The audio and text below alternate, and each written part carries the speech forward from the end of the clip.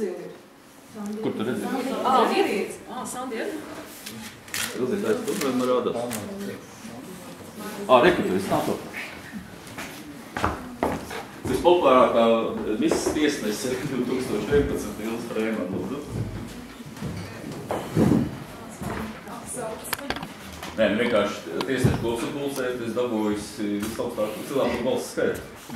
Es gan neesmu gatavojusies runāt par šiem jautājumiem. Varbūt tās es drīzāk pastāstīšu nedaudz par citām lietām.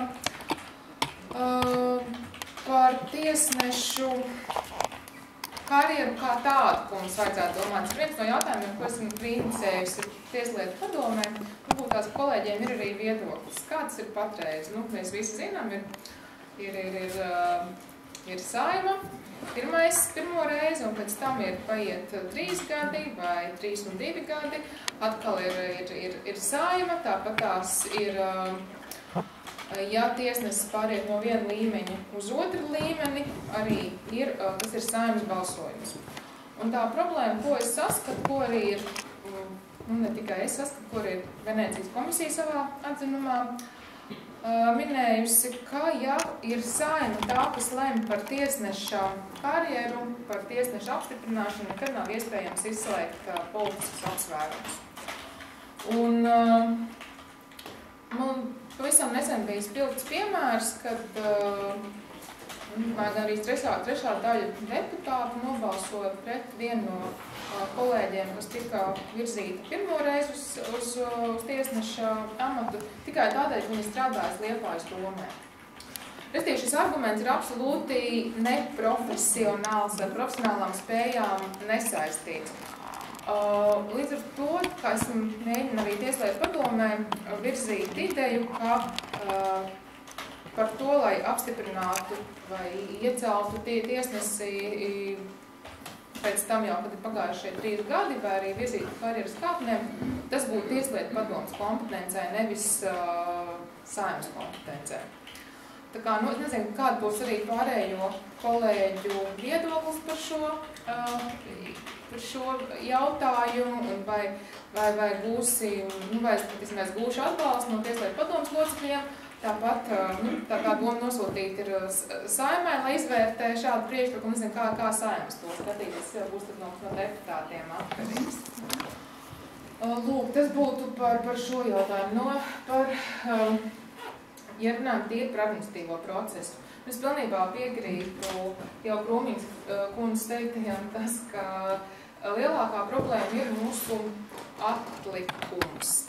Jo šis lietu atlikums jau par laimi drusku samazinās, bet tā samazināšanās ir tik ārkārtīgi mazjūtama, ka tie termiņi tāpat mums ir Rīgā pat 2 gadi pirmajā instancē, kas nav normāli. Ja mēs runājam par reģioniem, tad termiņi ir līdz gadam. Līdz ar to mēs tā kā esam arī mēģinām piedāvāt pieteicējiem, tie, kas ir īpaši rindas galā, lai viņi izsaka lūgumu, nosūtīt uz lietu citu tiesu namu. Ir arī daļa, kas ir atsaukušies, un tādējādi tiek panākts tas, ka ir piedāvāta iespēju lietu izskatīt ātrāk. To mums administratīvais process atļauj. Par instanču samazināšanu. Patreiz man šķiet, ka nav tādu īstu argumentu nopietnu, kādēļ šīs instances būtu jāsamazina, jo pierādījumu izvērtēšana 2 instancēs, man liekas, ir tikai normāla, un pierādījumu vērtēšana, lai cik mēs būtu profesionāli, bet no subjektīvā faktora un katra tiesneša dzīvē gūtajiem novērojumiem un no šīs iekšējās pārliecības izvairīties nav iespējams. Līdz ar to pierādījumi 2 instancēs, manuprāt, tomēr pamatā būtu jāpārvērtē. Un man, piemēram, šķiet, ka man subjektīvais viedoklis, ka attiecībā uz konkurences padomes lietām, man liekas, ka tas tomēr nav pats labākais piemērs, kad vajadzēja būt 2 instancēm. Jo šajās lietās ir tik liela tik liels uzsvars uz pierādījumu vērtēšanu. Pie tam šie pierādījumi, manuprāt, visbiežāk ir visnotaļ netieši, jo ir, man liekas, reti tie gadījumi, kad ir nepārprotam šis acīm redzam, ka ir bijusi kāda šīs aizliegtās darbības. Tur ir ļoti liels uzsvars uz to, kam mēs noticam, vai konkurences padomē un konkurences padomu savāktajai pierādījumiem, vai arī mēs noticam pieteicējiem. Tādēļ, man liekas, tas nav tas virziens, kurā vajadzētu iet. Ir atsevišķas lietu kategorijas, ko mēs varētu izņemt no administratīvo tiesu pakļautības, kā piemēram, tās ir iesnieguma lietas. Un šis jautājums būtu nododams, tiesības sargs varētu būt tas, kas arī veic šo iestāžu darbības uzraudzību šajā jomā, kāds, piemēram, ir arī Zviedrijā. Tas nav tāds nekāda jauna ideja. Lūk, un par šīm tukšajām lietām es arī pilnīgi piekrītu un arī ceru šiem grozījumiem, kad ir jābūt ļoti stingrākam mehānismam, kā no šīm tukšajām lietām varētu izvairīties. Jo pašreiz ir tā, ka mūs vairāk ar šīm tukšajām lietām nodrošina ieslodzītās personas. Un kā likums šīs personas ir bez ienākumiem, līdz ar to viņām ir pamats prasīt, lai viņas atbrīvo no valsts nodevas, līdz ar to šis mehānisms, šī barjera de facto nedarbojas. Un tādēļ, es ceru arī uz šiem grozījumiem, ka tomēr arī no valsts nodevas varēs atteikties atbrīvot gadījumos, ja persona atkārtoti vēršas ar nepamatotiem pieteikumiem, lai šis viņa ienākuma trūkums viņam nerada priekšrocību nepārtraukti apgrūtināt tiesu ar acīm redzami nepamatotiem prasībām. Tas taču nav, disciplinārs soda, bet kas ir priekšums tām tukšajām lietām no teikumiem? Par dažādu veidā, sadzīves jautājumiem. Tas, ka viņi ir jau skaidrs, ka tā sadzīve ir diezgan tāda bēdīga. Žādā, tu tas atļauj veikalā nopirkt, tev arī tu tas neatļauj veikalā. Jā, cik lielam jābūt ir televizoram, ko drīkst?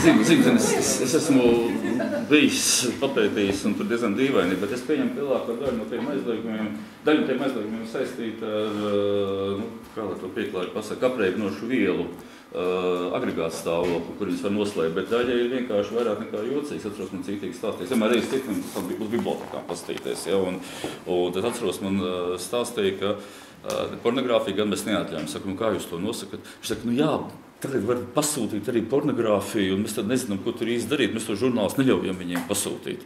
Vajadzētu iznāk tā, ka cilvēks faktiski cenzē pēc viņam vienu nesaprotamiem kritērijiem, jo viņam smagāka bērnības trauma ir bijusi, jo viņš vairāk apbežo savus pakļautās personas.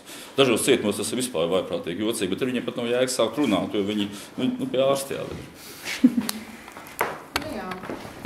Bet es vienkārši teicu, ka ieslodzītiem viena problēma palikusi, kur atkal viņiem pilnīgi taisnība ir. Pirmstermiņa atbrīvošana. Ja gada laikā ir bijis disciplinārs sods, tad automātiski komisija nemaz neskata, nav jēgas iesniegt, nav jēgas vispār domāt par pirmstermiņa atbrīvošanu, bet tiesa izlēma, vai šis disciplinārs sods bija vai nebija pamatots. Parasti izlēma pēc kāda gada. Iznāk tā, ka tam ieslodzītam tas ir pilnīgi bezjēdzīgi, jo viņš jau iespēju izmantot pirmstermiņa atbrīvošanu jau ir palaidis garām. Kāpēc tas ir jāskata administratīvajām tiesām? Un te es gribēju piebilst par disciplināru sodiem, kāpēc disciplināru sodi vispār ir jāskata administratīvajai tiesai. Un to es atkārtoju vienmēr, tāpat kā par to Kartāgu, ja, jo gan cietumā, gan valsts pārvaldē tas rada dubult morālu, dubult dzīvi. Kaut kāda pilnīgi citas nevajadzīgas strāvojumus. Paldies! Jā, par šo disciplināru sodiem ir jau bijusi arī, mums bija viena darba grupa Tieslietu ministrijā par šo jautājumu, mums kādiem gadiem 2 varētu būt, ka jautājums ir saistīti ar sodu izpildu nododam vispārējās jurisdikcijas tiesām. Cik es zinu, gan nekur nav visu. Nekur netika, jo cik Tieslietu ministrijas darbu skatīt, jo viņām tomēr ir jāpaliek gadu. Un to citu Tieslietu ministrijas daļu uz kādu gadu vai ielikt, kaut vai te pat Matīs cietumā. Vai pastāst, kā tas ir? Jā, Matīs cietumā tieši. Ir. Jā, tas laikam arī kāds tas būtiskākais, ko es gribēju pateikt. Ko dara Administratīvo tiesnešu biedrība? Administratīvo tiesnešu biedrība, piemēram, organizē mācības, lai tiesnešus izglītotu, seminārus. Administratīvo tiesnešu biedrība piedalās arī iesaistās likumdošanas procesā, iet uz Saimu, izsaka savu viedokli par likumprojektiem, kas skar administratīvo tiesu, administratīvo procesu, arī kas skar tiesu varu kā tādu.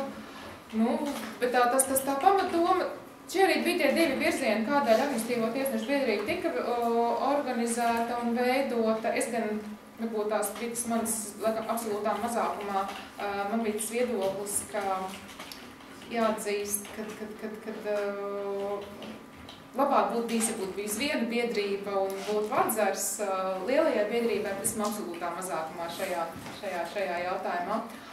Esmu abās biedrībās. Un tas un tiesnešu izglītošana, dažādu semināru organizēšana. Kādi varbūt jautājumi? Fantastiski iespēja. Neviens neizmanto iespēju uzdot jautājumus visdraudzīgākajai tiesai Latvijā. Labi, paldies par to. Cilvēki tiešām raksta, es saku, aiziet uz to tiesu. Ja, viņi aiziet un saka, klausies, tiešām fantastiski. Tik sirsnīgs vīrietis, man tā tur viss izstāstīja, viss izdarīja. Tas arī, domāju, ka kancelēja rajona tiesa. Tā, uzslaviņi viņiem, un tagad mums ir